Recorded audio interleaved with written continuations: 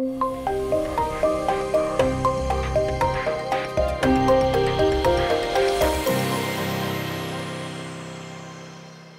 افغانستان، پاکستان او اندونیزیا د دیني عالمانو درې اړخیزه غونډه چې د جمعې په ورځ په جاکارتا کې جوړیږي، له افغانستانه به 20 کسنه دیني عالمان پکې ګډون کړي. د دې ناستې په پای کې به په افغانستان کې د جګړې او سولې د راتلونکي د څرنګوالي په اړه اعلامیه هم صادره شي. خو په دې اړه افغانستان کې د جګړې د غندلو لپاره د علماو په تیره بیا د پاکستاني ملایانو رول چې له دې مخکې ویل شوي پاکستاني دیني عالمان په افغانستان کې د جګړې د دوام فتوا کې برخه لري ډیر مهم بلل کیږي. د دې ناستې د جوړېدو په اړه کابل ته د اندونیزیا د ولسمشر د سفر پر مهال موافقه ترسره شوې وه. سلام وخت مو بخیر، زه زبي سادات یم او تاسو له ټولو نیوز ارمن تودې خبرې خپرونې لیدونکي یاست. زموږ بحث همدې موضوع ته ځانګړی شوی چې زموږ سره په دې بحث کې میلمانه دي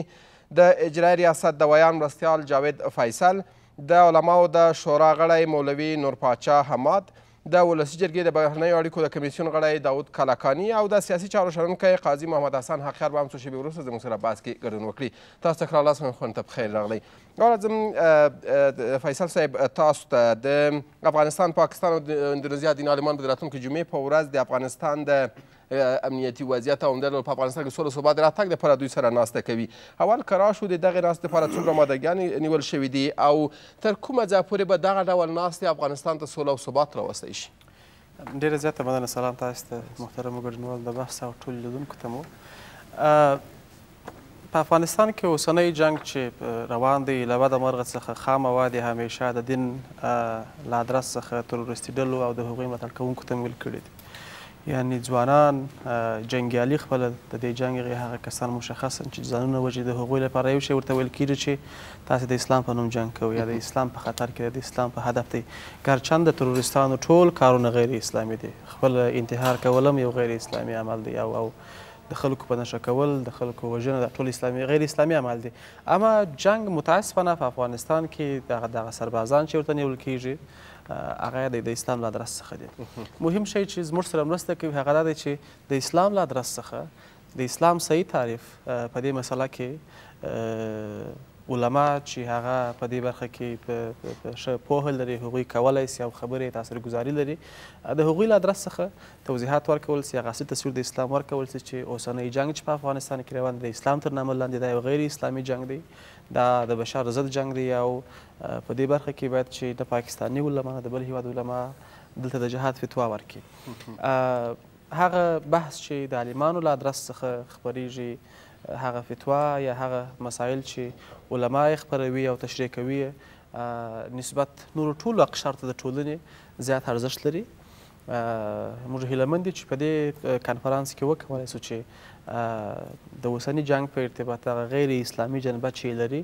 دا جنبه نور هم پسې برملا سي، خلکو ته وښودل سي، شریکه سي. یو بل خورا مهم ارزښت لري هغه دا دی چې پاکستاني عالمانو همیشه یا پاکستاني ملایانو، عالمان به نه وایي، پاکستاني ملایانو اکثریت برخه اکثرا په افغانستان کې د جنګ لپاره فتوا ورکړې، د هغوی خلک هلته هڅولي دي چې په افغانستان کې جنګ وکړي او د طالبانو مراکز هم په پاکستان کې دي، پټنځایونه او ادرسونه هم په پاکستان کې دي. کله چې د پاکستاني علماو له ادرس څخه د افغانستان د جنګ په ارتباط یو فتوا خپره سي یا حد اقل یو بحث وسي چې دلته جنګ غیر اسلامي دی یا روا نه دی، دا زموږ سره په ټوله کې مرسته کوي چې هلته په پاکستان کې د افغانستان د جنګ لپاره سربازګري کمه سي یا مثلا دغه باور چې اوس موجود دی چې خلک له هغو سره مالي مرستې کوي او هلته سرباز ورکوي، دا باور له منځه ځي. په دې اړه به فتوا صادریږي او پاکستاني، اندونیزیایي او افغان دیني عالمان به په همدې موضوعاتو باندې بحث کیږي تر څو د دغه جګړې په اړه باندې د خلکو د ذهنیتونو د روښانه کولو لپاره دوی داسې څه ترلاسه کړي. زه د یو دریم بحث هم غواړم مطرح کړم، وروسته بیا ستاسو ته مادهګوي بحث دې ته راځم. دریم بحث چې زموږ لپاره په دې ناسته کې ارزښت لري هغه دا دی چې اندونیزیا د دې کوربه ده، یعنی د افغانستان او پاکستان ترڅنګ یو دریم هیواد شته او دغه دریم هیواد چې دی هغه اندونیزیا ده، هغه هیواد چې په اسلامي نړۍ کې تر ټولو ډیر نفوس لري او داسې مملکت دی چې مسلمانان تر ټولو زیات دي. په دغسې یو هیواد کې د دې مهمې ناستې جوړېدنه د افغانستان لپاره اساسي ارزښت لري. امادګانې ورته بشپړې سوي دي. د افغانستان د سولې عالي شورا او د علماو سرتاسري شورا په ګډه باندې کار کړی دی، د بهرنۍ چارو وزارت او نور اړوند اداراتو کار کړی دی چې د دې لپاره موږ هغه لازم امادګي ولرو. اساسي هدف چې موږ غواړو ترلاسه کړو دا دی چې له دغه ادرس څخه د افغانستان د جنگ په ارتباط باندې دا بحث وړاندې سي چې دا غیر اسلامي دی دا که چیرې په کومه فتوا کې راځي هلته موافقه پرچش کېږي که په کومه فتوا کې راځي او که په کومه اعلامیه کې راځي ولې مهم بحث پیدا وي چې په افغانستان کې جنگ چې دی هغه غیر اسلامي دی چې د اسلام تر نامه لاندې دی او دلته د سولې لپاره اشده اړتیا ده او پر ټولو ډلو باندې باید غږ وسي چې هغوی راسي د سولې له پروسې سره یو ځای سي. اعلامیه خپره کړې چې تاسو ورته اشاره وکړه دلته به د جګړې پر کرښو باندې به څومره تاثیرات ولري آیا دلته به وسلوالې ډلې نور په دغه حقانیت باندې پوه شي چې د چا دپاره جګړه کوي او د څه په نامه باندې دوی تر اوسه پورې دلته د بېګناه او بېدفاع خلکو وینې تویوي په تېرو کې هم دغه ډول ناست ترسره شوي دي اما ویل کېږي هغه ډول چې د خلکو ورته امیدونه وو هغه ډول لاسته راوړنې نه درلودي. اوسنی جنګ چې دلته موږ لرو که چیرې موږ د جنګ د قومندانانو د رهبرانو خبره کوو هغوی په دې ښه پوهېږي چې جنګ د پردیو د ګټو جنګ دی جنګ د پردیو د سیاستونو جنګ دی په دې باندې ښه آګاهي لري ولې کله چې موږ د جنګ د سرباز په ارتباط بحث کوو فکر کوو د هغه لپاره شاید جنګ د عقیدې پر نامه وي د هغه لپاره شاید جنګ د اسلام په نوم باندې وي که دغه حربه له تروریستي ډلو څخه اخیستل کېږي چې دا جنګ د اسلام تر نامه لاندې غیر اسلامي جنګ دی زما په نظر مرسته کوي ولې اساسي حل د مسلې چې دی هغه وخت ممکن دی چې موږ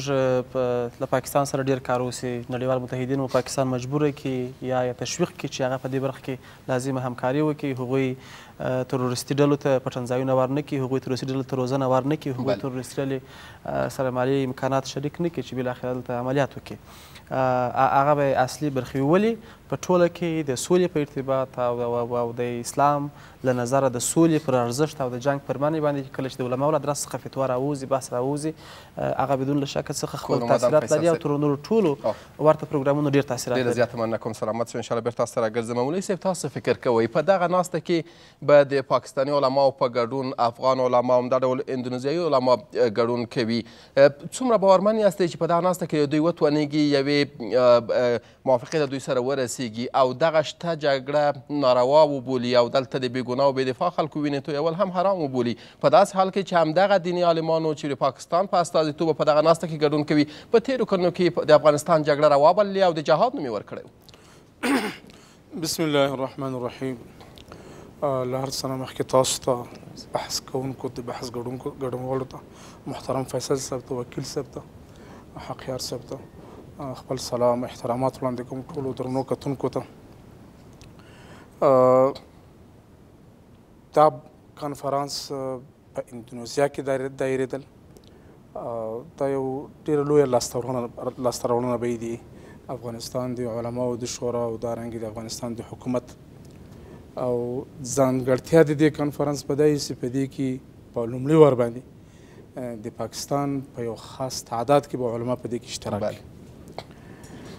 علماو همیشه د ظلم او د نارواو په مقابل کې موقف نیولی. د افغانستان علما په تیرو کلونو کې په تیرو 19 کلونو کې په وار باندې دغه حملې دلته عام خلک وژني او بازارونو کې کیږي هدفي وژنې کیږي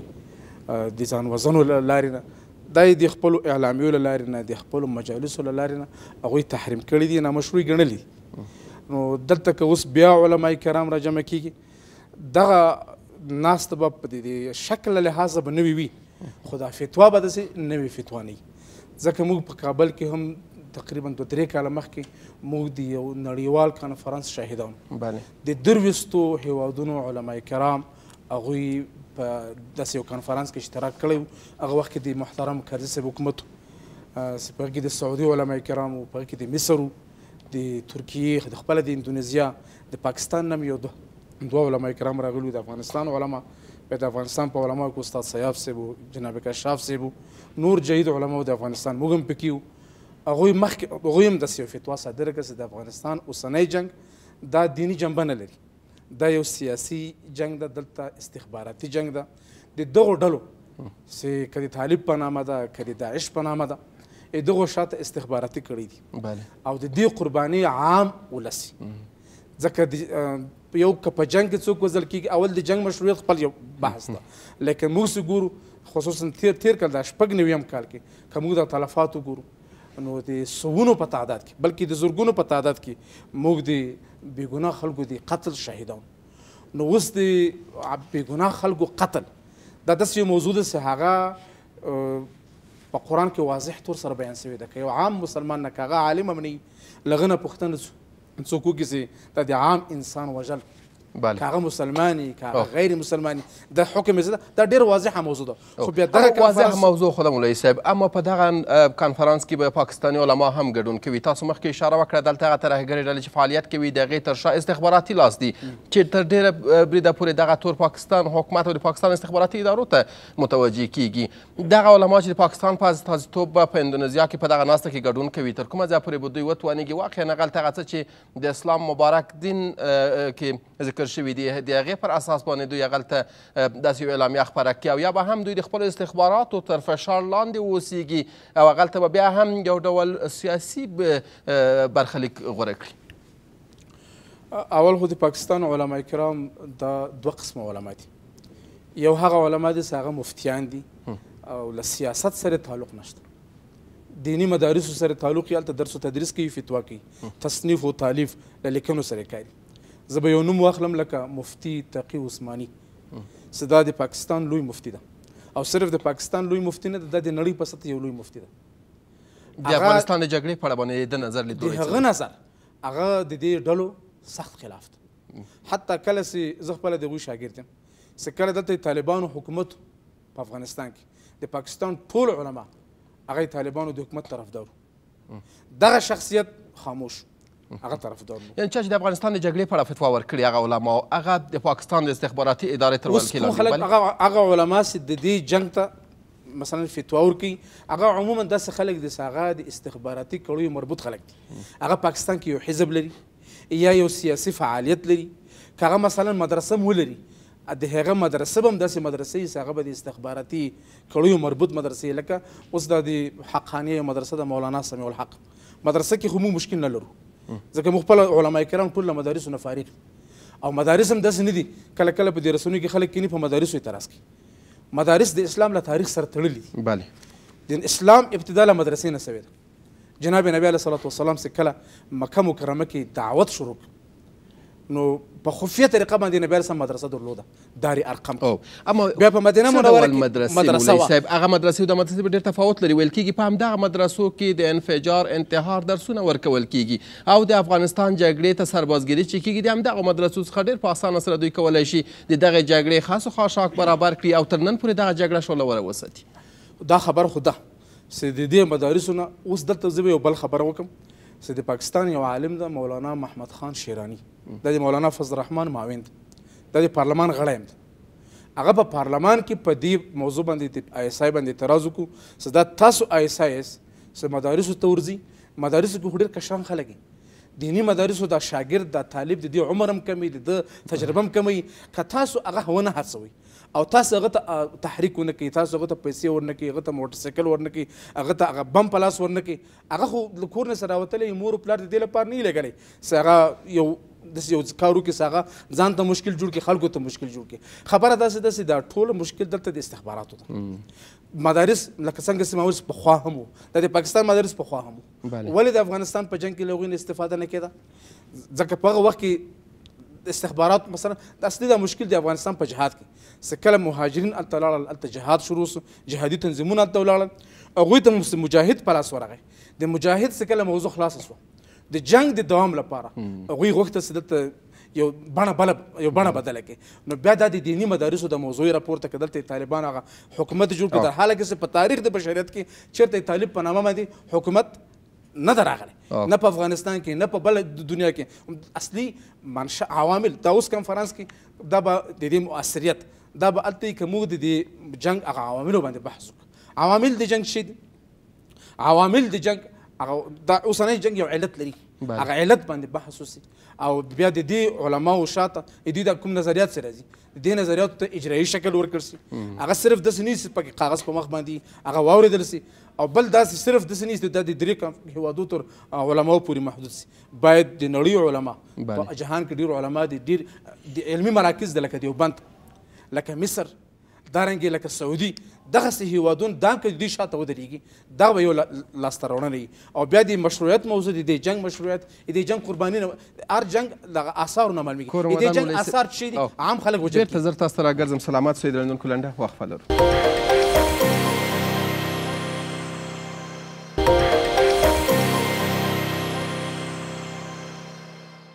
بیا هم ښه راغلاست. کلکاني صاحب، د اندونیزیا د نړۍ د لوی اسلامي هیوادونو په توګه غواړي د افغانستان د سولې بهیر کې دوی رول ترسره کړي. هغه شناخت چې تاسو د اندونیزیا څخه لرئ او هغه ستونزې مشکلات چې په دغه هیواد کې شتون درلودو، بیا وروسته دوی وتوانېدل د سولې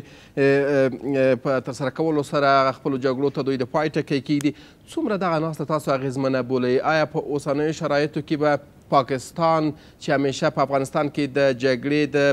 ګرم ساتلو اصلي لامل بلل شوی دی، د پاکستان څخه به همغلته شل علما ګډون کوي او هغلته به دوی په دې اړه باندې اعلامیه هم صادروي چې د افغانستان جګړه روا ده او که ناروا، په داسې حال کې چې په تېرو څو کلونو کې دوی همیشه د افغانستان جګړه جهاد بللی دی. څومره تاسو ورته خوشبینه یاست؟ بسم الله الرحمن الرحیم. سلام به بینندگان محترم تلویزیون، حاضرین محترم در میز، همکارای تکنیکی شما. کنفرانس اندونزیا یک گام مثبت است در جهت آوردن صلح و ثبات در افغانستان و کشور اندونزیا یکی از کشورهای بزرگ اسلامی است و از طرف دیگه هم اونا در جنگ‌های داخلی و مسائل اغتشاشات و مسائلی که در داخل خود حکومت و مردمشان یک سلب جنجالا بوده است. این یکی از کشوری است که با تجربه هست و یک نفوس کلان اسلامی، مردم مسلمان و علمای جهاد و مردمای بسیار به اصطلاح که دسترسی به اسلام و احکام اسلامی و با علم اسلامی، با علوم اسلامی یا دسترسی کامل دارند. یک گام مثبت است و میشه گفت که در آوردن صلح و قطع حربی که طالب ها، توریست ها این استفاده میکنن، این میتونه این کنفرانس که حربی که طالبا از او استفاده میکنن که میگن جهاد در افغانستان است،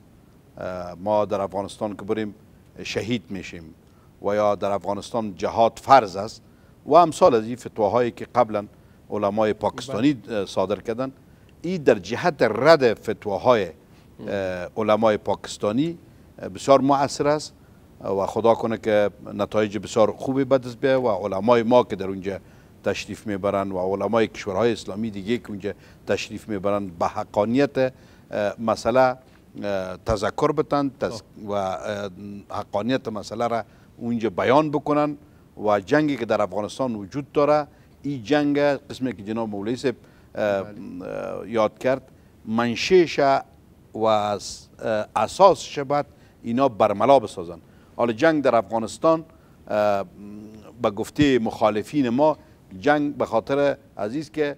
ما اینجا خارجیات آمدین، جهاد است به خاطر از که خارجی آمدین، ولی اینا باید این گپ درک بکنن که یک روز خارجی ها اعلان کردن که ما از افغانستان میریم، ولی هیچ وقت طالبا اعلان نکردن که ما جنگ ختم میکنیم. در صورتی که پیش از اینکه خارجی ها در افغانستان بیان، جنگ در افغانستان جریان داشت توسط طالبا و توسط همی افراد و اشخاصی که برشان فتوا داده بودند که جهاد در افغانستان بود. مثلا پیش از آمدن امریکا در وقت جهاد و مقاومتی که وجود داشت در خود افغانستان، او وقت در کجا امریکایی بود که اینا جهاد میکردن؟ یعنی یک سلسله مسائلی است که بعد این کنفرانس یادآوری شود و یک کنفرانسی است که برای علمای پاکستانی که دهنهایشان توسط ISI به گروگان گرفته شده است، توسط پول ISI دهنهای ملاهای پاکستانی، ملاهایی که فتوا دادن اینا به گرو گرفته شده است، با پول دهنهای از اونا خاموش خواهد شد و طالبهایی که واقعا اونا در ذهنشان همی است که اینجا جهاد است، اونا به مسئله پی میبرن و متوجه میشن و مردم افغانستان هم کسایی که به نحوی از آنها با طالبا به نام ازی که اینا مسلمان هستن، اینا جهاد میکنن، اینا در مقابل خارجی میجنگن، یعنی به نحوی که با اونها همکاری دارن، اینا هم متوجه میشن که عملشان عمل اسلامی نیست، عمل نیست که مسلمان ها و مفتی ها و علمایی را تایید بکنن. اما مخکې کارکن صاحب مولوي صاحب اشاره درلوده د پاکستاني علمای په دوه ډلو وویشل چې یو هغه علما دي چې هغه د پاکستان د استخباراتي ادارې تر ولکې لاندې دي څه چې دوی ته کومه برنامه ورکول کېږي هماغه برنامه باید دوی مخ ته ویسي نه دا چې د اسلام مبارک دین کې د هغې په اړه باندې کوم وضاحت راغلی یو شمېر نور علما ته اشاره وکړه چې هغه خپلواک دي خو د هغوی چیغه ډېره نه اورېدل کېږي په دغه ناسته کې چې پاکستاني علما 100 کسانه ګډون کوي تر کومه ځایه پورې پاکستان د استخباراتي ادارې تر سیوري لاندې هغلته د مشخص برنامه سره دغه ناسته ځي. متاسفانه تا حالی که ما مطالعه کردیم تعداد زیادی از ملاهای یا مفتیهای پاکستان نوکرای آیسای هستند. متاسفانه که منبر پیغمبر جایی که باید توجه احکام الهی بیان شود و یک مفتی که العلماء وارثة الانبیا، این عالم ورثه انبیاست، در مسند حضرت محمد صلی الله علیه و سلم نشستند. اینا واقعا به خاطر خدا به خاطر احکام اسلامی فتوا میدادن. اما متاسفانه که علمایی که در پاکستان یک تعداد زیادشان است علمایی هستند که توسط ISI خریده شدین و قسم یک جناب مولوی صاحب تذکر داد واقعا درست میگه. این اونا توسط ISI به دستور ISI و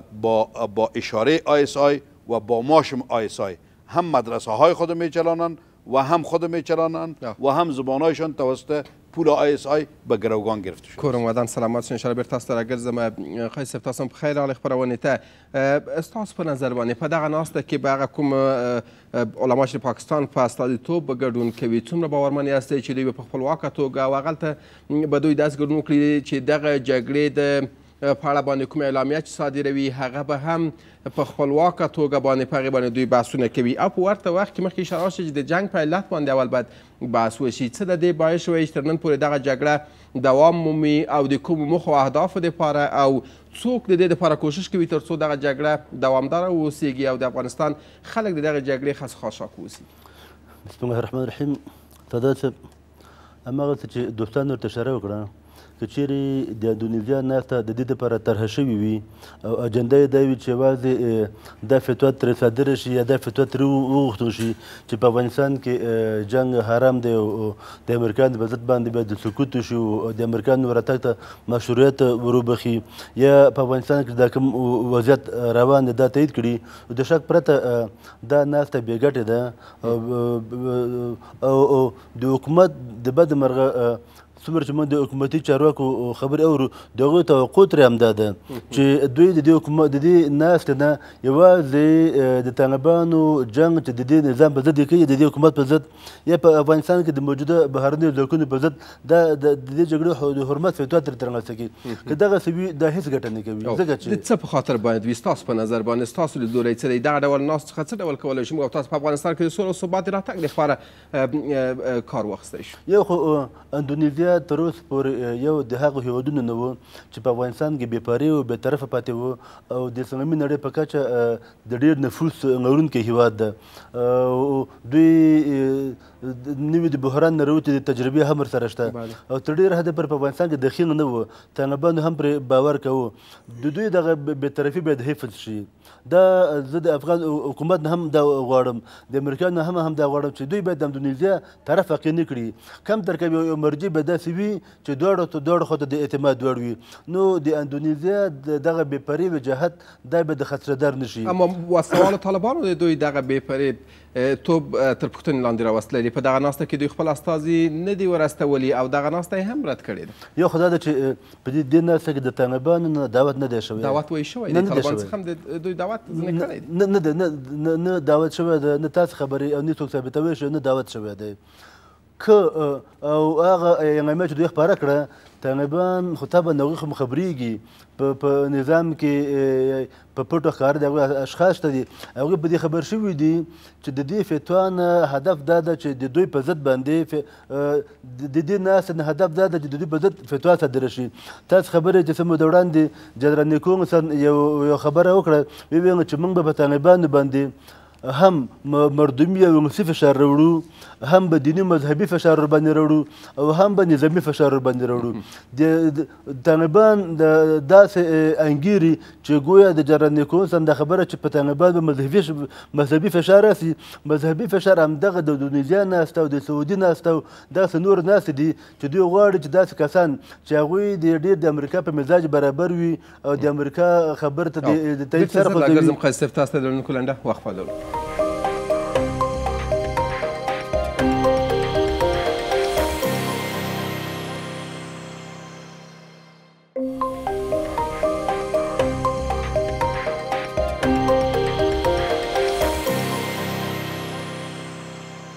بیا هم ښه راغلاست. یعنې په دغه ناسته ته بیا هم تاسو د افغان حکومت یا د امریکانو تر سیوري لاندې یو ناسته بولئ چې دوی به تر ډېره بریده پورې چې هغلته بېپرېتوب ته ډېر پام وکړي، هغلته به دوی اړخ واقع شي. اوس خو ښکار همداسې ځکه چې د حکومت رسمي نمایندګان پکې دي، د پاکستان د حکومت رسمي نمایندګان پکې دي. اما مخکې مولوي صاحب اشاره درلوده چې دا د افغانستان لپاره غټه لاسته راوړنه ده، د علماو لاسته راوړنه ده او په دا ډول ناستو کې کیدلی شي چې دغه پیچلې جګړه یا دغه د پردیو د ګټو دپاره کومه جګړه چې په افغانستان کې شتون لري اقلا د دغې په رقم باندې خلک پوه شي. کم تر کمه د افغان حکومت نه موږ د افغان په توګه پوښت وو. تر اوسه پورې چې د دې جګړې مشروعیت تا ته مبهم ده، دا جګړه ناتریفه شوې ده. تر اوسه پورې 14 کاله پوره شوه، 19 کاله روا ده، 19 کاله په دې مبهمه ناتریف شوې او داسې جګړه کې چې تر اوسه پورې په مشروعیت ته پوه نه یي. تا پکې سلګونه زره ځوانان ووژل، سلګونه زره ځوانان. ناروا بولي ښایست صاحب، ښه دی تاسو نه بې واورم، تاسو دغه جګړې ته د کومه اړخه ګورئ؟ زه نه مفتي یم، نه په هغه مسند کې نه دومره علمیت لرم چې زه د دې جګړې په مشروعیت او په عدم مشروعیت باندې فتوا ورکوی وشم. یو شی چې ویل شم هغه دا ده چې ستا خبره جواب درکوم. یو شی چې زړور په فتوا ورکوی شم هغه دا ده چې په افغانستان کې چې کوم مرګونه کېږي، چې کوم انسانان وژل کېږي، که د دوی خو هغې خو وي، د دوی مرګ ناروا ده. د دې زمینه امریکایانو برابر کړې ده، ناټو برابر کړې ده، هغه چا برابر کړې ده چې دې ځای کې موږ وژني، د موږ ځمکه او هوا د دوی په تصرف کې ده او طالبان د دوی په بانه باندې موږ سره دوی په 2014 کال کې افغانستان پرېښودلو او افغانستان څخه وتل، خو همدغه وسلوال مخالفین وو چې دوی پښه یو ځل بیا ټینګه کړه په افغانستان کې او د افغانستان وضعیت تاسو لیدو چې داسې یو حالت ته یې ورسولو چې نړیوال یې بېرته مجبوره کړل تر څو په افغانستان کې پاتې شي. ګورې سعادت صاحب، راځئ موږ تاسو چې ناست یو د میز موږ د سیاسي بصیرت دعوه کوو، راځئ خپل سیاسي بصیرت نه ګوره کړو. که چیرې امریکایان غونډې وتې وای، بیا هم د طالبانو جګړه کړې وای، بیا به موږ تاسو ټول په دې باندې د وطن فروشانو د چا نوم ورکړی وای. اوس خو امریکایان موجود وو، اما د هغوی شعار دا ده چې موږ تر اخري امریکایي پورې جنګېږو. اخري امریکایي تاسو په دې ځای کې خبر یې چې د امریکایانو اهداف ډېر پراخ دي، د هغې ستراتیژي ډېره پراخه ده. هغوی د دې دپاره نه درېږي چې ګویا دې ځای کې واقعا اسامه و او دې ځای کې تروریستي بریدونه شوي دي. هغوی چین پسې، هغوی په ایران پسې، هغوی په روس پسې، هغوی د افغانستان په منابعو پسې، هغوی پسې رغېږي دي. دې ځای کې دایمي اړیکې غواړي، دایمي شتون غواړي. په درسته نړۍ کې د هغوی نظامي حضور و، په دغه خطه کې د هغوی نظامي حضور نه و. د شوروي د ماتې نه وروسته نړۍ قطبه شوه، امریکا په درسته نړۍ باندې د باداري خوبونه ویني. طالبان هم په دې پوهېږي، موږ تاسو هم په دې باندې پوهېږو. بناءً زه په تکرار سره بیا وایم چې دغه ناسته تر سره ماته تر اوسه پورې اجنډا روښانه نه ده، خو د حکومتي د چارواکو په رڼا کې وایم چې د دې حکومت په ګټه به څرخي.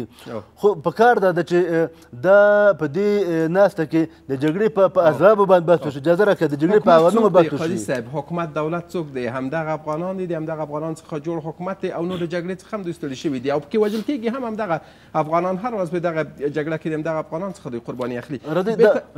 دغه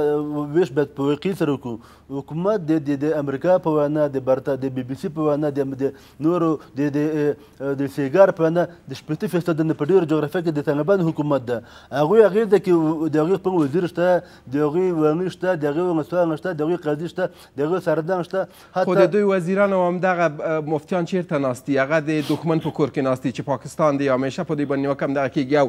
په خپله اوږه باندې پردۍ وسله ایښې ده او موته پرې وژني. کوم وخت چې زه نه ته نه چې انګریزان به د اعتراف کوي چې 80% جغرافیه د هغوی سره ده، بیا موږ تاسو څنګه ویلی شو چې هغه د پاکستان کې ناست وي؟ سلامت اوسئ. چې 80% جغرافیه د چا په واک کې وي، هغه بیا پاکستان کې څه کوي؟ هغه خو د دوی خبر دي، خو واقعیتونه مو تاسو ګورئ 80% یې چا په لاس کې ده او چا په لاس کې نه ده. ښه د همدغه موضوع غواړم د فیصل صاحب په بحث وکړم. آیا د افغانستان جګړه هم دومره مهمه ده؟ آیا په رښتینې توګه دلته افغان حکومت او امریکانو د جګړې د اوږدېدو دپاره دوی تر اوسه پورې کار ترسره کړی دی او موخه او هدف د وسلوالو مخالفینو دغه څخه دی چې نړیوال یا بهرنیان د افغانستان څخه وباسي؟ ټول دوستانو ته په احترام سره زه غواړم ځینې نقطې یادې کړم. قاضي صاحب راته ګوري ډېر. هر هغه افغان چې عاقل وي، بالغ وي، لږ تر لږه لږ پوهه د سیاست په اړه ولري، د سیمې په اړه، د منطقې په اړه ولري، په دې پوهېږي چې جنګ مبهم نه دی، جنګ د پردیو د استخباراتو جنګ دی، جنګ د عقیدې جنګ نه دی، جنګ د ګټو جنګ دی، د سیاست جنګ دی او د بهرني سیاست جنګ دی او د سیمې د قدرتونو سره د مساوات جنګ دی. هغه په هیڅ صورت د عقیدې جنګ نه دی. قاضي صاحب وایي چې طالبان په افغانستان کې د بهرنیانو پر ضد جنګېږي. لومړی که موږ د طالبانو تاریخچې ته وګورو، طالبانو تر امریکایانو یا د سپټمبر تر 11 تر پیښې مخکې هم د افغانستان د حکومت پر ضد جنګ کوی. دلته مجاهدینو په افغانستان کې اسلامي دولت جوړ کړی و، همدغه طالبان له پاکستان څخه راواوښتل او د مجاهدینو پر ضد دلته جنګ کوی. افغانان هغه وخت هم په شهادت رسوله. نن بیا هم چې افغانستان کې که خارجي شته که نشته، دوی دلته جنګ کوي. دوی وایي چې په 2014 کې د بهرنیانو جنګي ماموریت پای ته ورسېدی. ضرورت و چې طالبان راغلي وای. که موږ دا دلیل وړاندې کوو چې دلته تر هغو چې یو خارجي وي زه جنګ کوم، ستا په حملاتو کې څوک وژل کېږي؟ دوی ما ته ووایي دوی په دا وروستي یوه کال کې څونه خارجان وژلي دي او څونه افغانان قتل کړي دي. مثلا د شبخانې د سره پیښه د وزارت داخلې په کوڅه کې دا کې څوک ورته شهیدان سوه. دې خواته د ریاست دا سره چې دوی انفجار وکړي په هغه کې څوک شهیدان سوه. حداقل که ته د جګړې لوري مشخصا په نښه کې مثلا اردو او پولیس، بیا هم ستا دپاره یو دلیل شاید وي، اما ته خو د جګړې لوري هم نه یې په نښه کړی، ته خو ملکیان په نښه کوې. اوس جهاد د چا پر ضد؟ زما پر ضد، دلته په دې خاوره کې د ملا پر ضد، د مولوي پر ضد، د پل پر ضد، د پلچک پر ضد. ولې مکاتبو ته ورچوي؟ ولې کلینیک ته ورچوي؟ کلینیک خو نه امریکایي د ځان سره امریکا ته وړي، نه په هغه کې د امریکایي ښځې تداوي کېږي. د همدغه طالب ښځه وکشلر همدغه کلینیک ته ورځي چې ډاکټر یې تداوي کوي. دی راځي هماغه ډاکټر بېرته په شهادت رسوي. جنګ د افغانانو پر ضد دی، جنګ نه اسلامي جنګ دی، نه دلته د کافرانو پر ضد دی، نه جهاد دی، نه افغانستان اشغال شوی دی. نړیوالو او دلته د دوی د متحدینو په وړاندې جګړه ده او په ورته وخت کې دوی ویلي چې دغه ډول ناستې هم حکومت تر ډېره بریده تر خپل سیوري لاندې راوستلې. حکومتي ناستې معنا یې ورکړله. هغه علما چې په دغه ناستو کې د افغانستان په استازیتوب ګډون کوي، هغه حکومتي علما دي او که نه هغلته به د قرآن او حدیث په رڼا کې هغلته د شته جګړې د رواوالي او نارواوالي په اړه بحث کوي. زه دې ته هم راځم، خو هغه ته مولوي صاحب اشاره وکړي. زه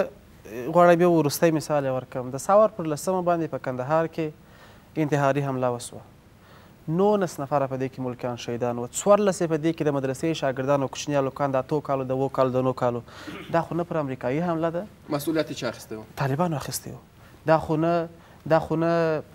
جهاد دی، نه دا اسلامي جنبه لري، نه انساني جنبه لري، نه جنګي. دې ته تاسو د کوم اړخه دا وحشت دی، دا د پردیو د ګټو د چا د ګټو پردي هم معلوم دي، مشخصا معلوم دي که دوی نه پیژني، خو بیا هم د دوی ستونزه به وي. ولې زموږ دښمن مشخص دی، په پاکستان کې دی. دوی وایي چې طالبانو دلته خاوره په لاس کې نو رهبران یې په پاکستان کې نشته. زه فکر نه کوم چې دا د یو سالم عقل ومني له چا سره یا دا تولید کړي داسې یو فکر. تاسې وګورئ، مشکل د اسامه بحث کوو، هغه په حیدرآباد کې وژل شوی دی.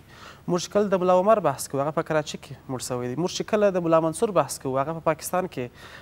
په نشکه کې هغه هلته وژل شوی دی. دا طالبان رهبران وو. اوسني رهبران تاسې وګورئ، موږ چې کله وایو چې د کوټې شورا، پېښور شورا، میرانشاه شورا، دا کوټه چیرې ده؟ دا پېښور چیرې دی؟ دا شورا په هماغه ځایونو کې، دا پاکستان کې طالبان همالته تغذیه کېږي، همالته روزنه ترلاسه کوي، له هماغه داسې راځي افغانستان ته.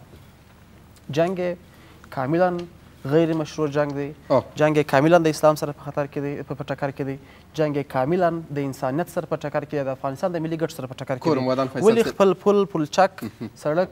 وران که راځه د پردي ګټې تعمیل کړي. زه دغه یو شی غواړم بیا هم ووایم چې علما دي له افغانستان څخه، د حکومت استازي په دې کې نشته. د سولې شورا شاید په هغه کې، ځکه د سولې مسله ده، اما 20 تنه علما د افغانستان د علماو له شورا څخه او له سولې شورا څخه ځي. شل تنه له پاکستان څخه راځي. دوی مخکې ویله چې زه په اجنډا نه یم خبر، بیا بیرته وایي چې دا حکومتي شی دی. که په خبر نه یې نو بیا مخکې قضاوت مه پر کوئ. یو ځل حد اقل ورته منتظر سئ سلامت اوسئ فیصل صاحب. ګوندي وسیم مولوي صاحب تاسو فکر کوئ هغه علما چې د افغانستان په استازیتوب په دغه ناسته کې ګډون کوي، مخکې اشاره وشوله چې دغه ډول ناستې ډېری د حکومتونو تر سیوري لاندې ترسره کیږي او هغلته تر ډېره بریده پورې دلته د حکومتونو او د هغوی د ملاتړو اجنډاوې په هغې کې تر ډېره بریده پورې مخ ته ځي او د دوی پله ډېره درنه ساتل کیږي. واقعیت هم دغه څه دی؟ ما په خیال که یو مریض ډاکټر ته ځي او ډاکټر دولتي معاش اخلي، نو هغه ډاکټر مریض د دولت له نګاه نه معاینه کوي، هغه خپل یو مسؤلیت ګڼي او مریض کوم مشکل لري هغه ته خپل هغه علاج ته تجویزوي. د لنډې وقفې وروسته بېرته راګرځو. مولوي صاحب له لیدونکو لنډه وقفه لرو.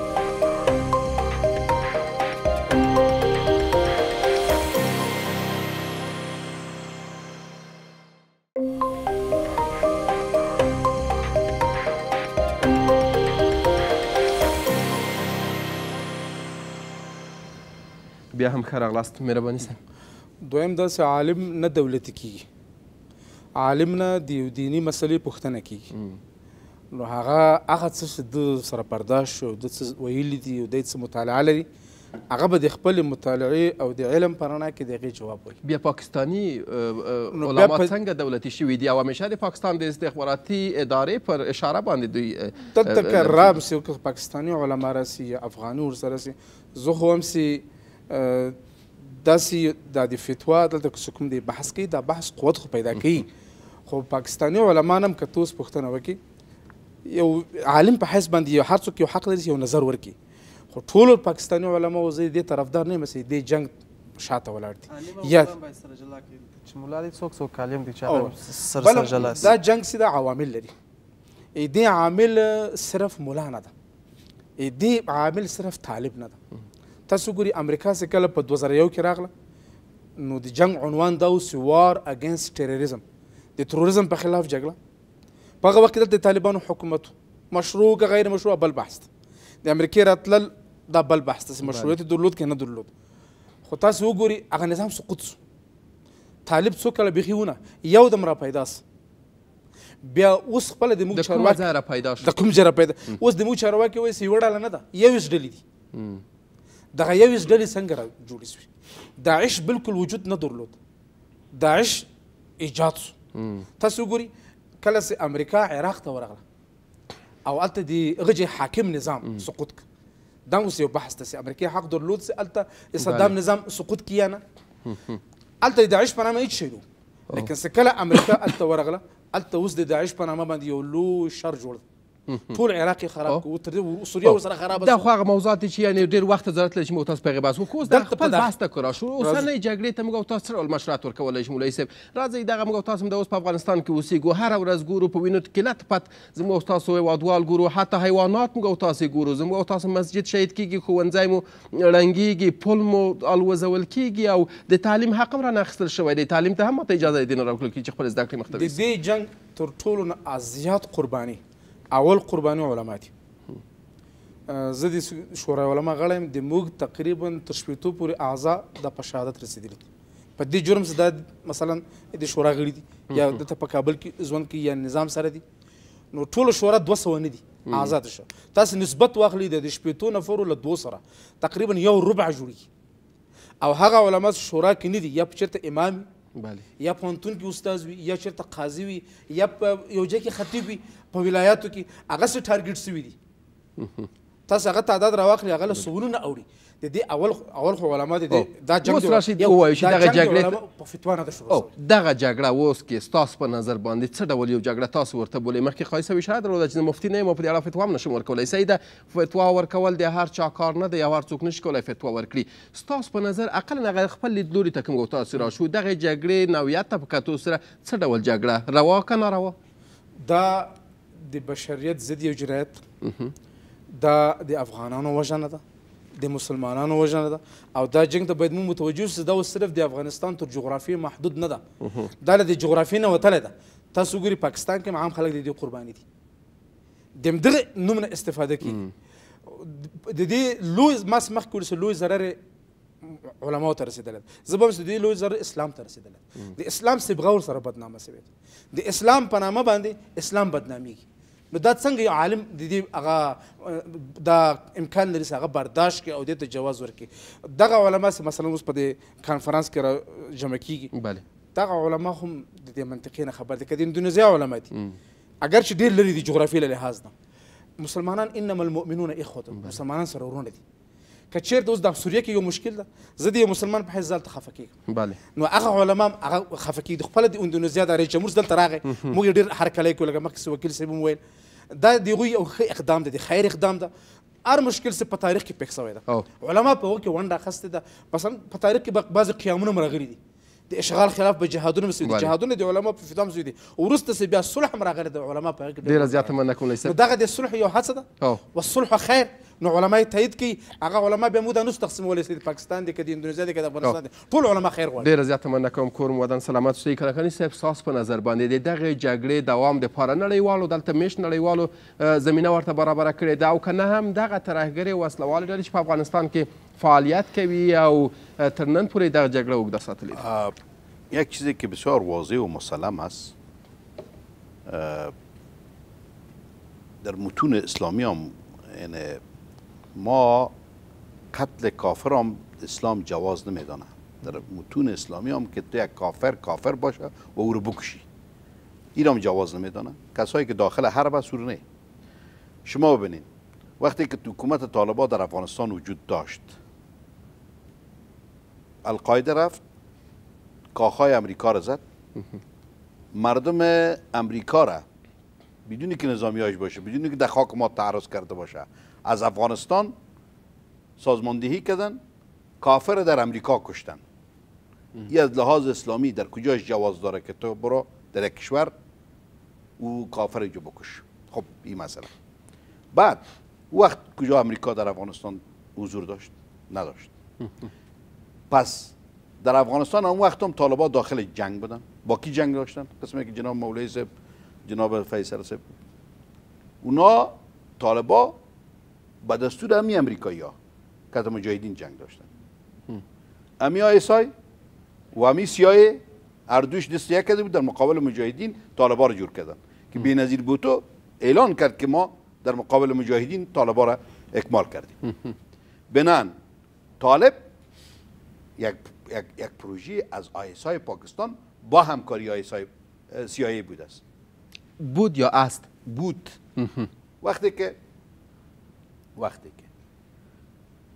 طالبان شما کتاب 88 روز تا قندهار مطالعه کنید وقتی که امریکایی ها خواستن که اسامه بن لادن بر ما تسلیم بکو ما حکومت شما رو به رسمیت میشناسیم اینا یک طالبان خواستن کسایش که با امریکا ارتباط داشت گفتن بته اسامه بن لادن بر امریکا تسلیم کنید یک تا دیگهش تسلیم نکردن امریکا اگر اسامه بن لادن برش تسلیم میکرد طالبان حکومت طالبان را چپه نمیکرد نمیزد و از بین نمیبرد وقتی که طالبان گفتن که ما اسامه بن لادن نمیتیم امریکایی‌ها بالاشون حمله کرد یعنی زمینه آمدن امریکا هم برای افغانستان طالبان مساعد کرد فعلا موجودیت امریکایی ها را در افغانستان هم طالبان تایید و نگاه داشتین وقتی که رئیس جمهور افغانستان بسته پیشنهادی را اعلان میکنه برای طالبان که شما اگر بیاین داخل سر میز مذاکره برآمدن قوای خارجی هم سر میز مذاکره گذاشته میشه زر راګرځم تاسو ته کلکاني صاحب د لیدونکو لنډه وقفه لرو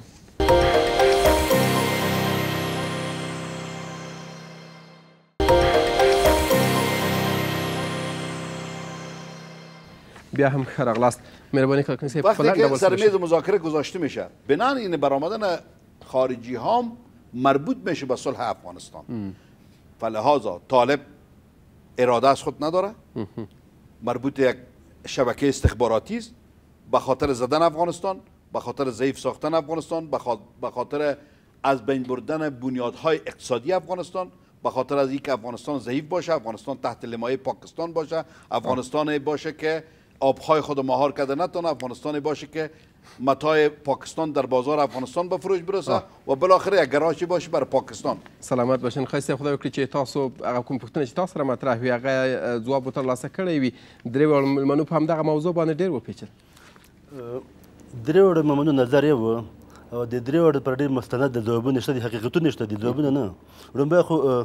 څوک چې وایي چې طالبان د مجاهدینو حکومت سره جنګ کوه زه خو په دې شرمېږم چې هغه نظام ته ټول د مجاهدینو نظام وایي په کوم نظام کې چې مړي ګډول کېږي په کوم نظام کې چې